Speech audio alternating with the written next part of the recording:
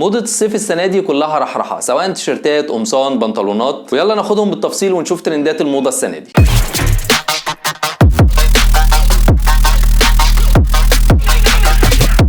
اهلا بيكم اجمد واشك رجاله في الدنيا، معاكم محمد سليم. لو دي اول مره تشوفوا القناه اعملوا سبسكرايب وفعلوا الجرس عشان يوصلكم الفيديوهات الجديده. موضه الصيف السنه دي كلها رحرحه وشياكه في نفس الوقت، وهي مش جديده علينا، بقالها سنتين تقريبا معانا، وفي منها تسعيناتي شويه. وفي الفيديو ده هنتكلم عن موضه الصيف السنه دي وهنقسمه على 3 اجزاء: تيشيرتات وقمصان وبنطلونات. وهنبدا بالتيشيرتات، واول حاجه هنبدا بيها التيشيرتات البيزك وبعد كده البولو.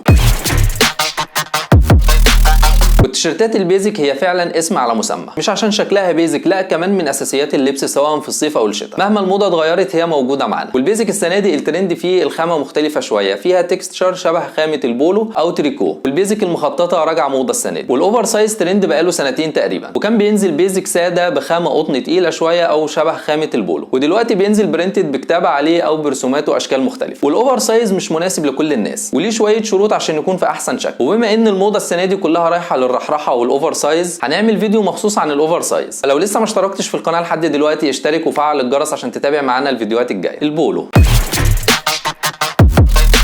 على الرغم ان الموضه السنه دي اغلبها رايح للراحه والاوفر سايز، عدا البولو ما فيهوش حاجه اسمها اوفر سايز، لازم مقاسه يكون مظبوط عليه. والجديد في البولو السنه دي الخامه مختلفه شويه، في منها التريكو وفي منها خامات شبه التريكو، وبتبقى مريحه قوي ومناسبه لحر الصيف، وفي منها الساده او المخطط. وكمان ديزاين البولو المعروف اختلف شويه، وبقى في موديلات بتنزل من غير زراير او بسوسته. والبولو المخطط او اللي فيه اكتر من لون راجع موضه السنه دي، والستايل ده تسعيناتي شويه. وتاني جزء في الفيديو الخاص بالقمصان.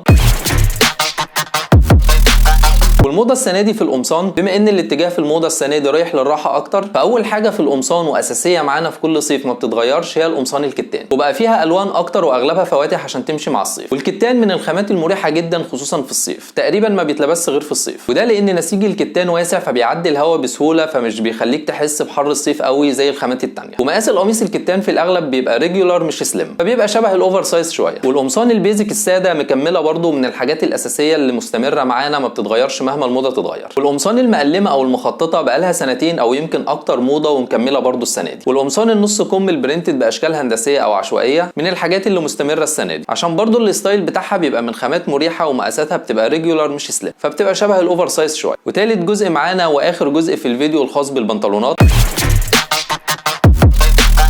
والموضه السنه دي في البنطلونات هي الكارجو. ولو مش عارف معنى كلمه كارجو، هي بنطلونات بتبقى من خامه الجبردين او خامات اخف شويه، وبتبقى فيها جيوب كتير، وبتبقى فيها موديلات الرجل واسعه، وفي موديلات تانية بيبقى فيها استك من تحت. ومقاسات الكارجو بتبقى فيه منها ريجولار او سليم، ومقاس السليم مرشحوش لحد لان ميزه الكارجو انه بيبقى واسع ومريح، وبيبقى جامد جدا على اوفر سايز تي. واحسن الوانه المنتشره البيج والزيتي بدرجاتهم. وطبعا الجينز اساسي ومستمر معانا، والتغيير بس في المقاس من سليم لريجولار.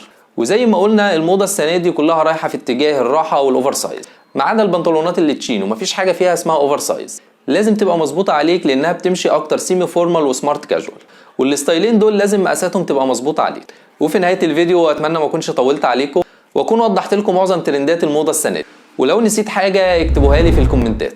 مش بالضروره تمشي على ترندات الموضه، المهم اللي تختاره يبقى مناسب وشكله حلو عليك. وكده يبقى فاضل الاحذيه، وان شاء الله هنعمل فيديو مخصوص عن افضل الاحذيه الصيفي. واللي ما اشتركش في القناه لحد دلوقتي يشترك ويفعل الجرس ويعمل لايك وشير، واشوفكم على خير الفيديو الجاي. سلام.